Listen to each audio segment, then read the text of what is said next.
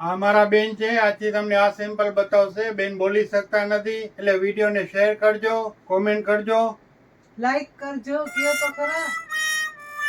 વિડીયોની બતારી ફેરવી નાખી. મૂકી દે, હું સેમ્પલ ના બતાવી તો દઉં છું. મારે નથી રહેવું, હું જાઉં છું, મારે જ બતાવવું છે. આ બેન તો પાછા આવી જશે, પણ આવી વસ્તુ પાછી નહીં આવે. 3, 4, 5 XL માં પાર્ટી વેરમાં જોરદાર વેરાયટી આવી છે.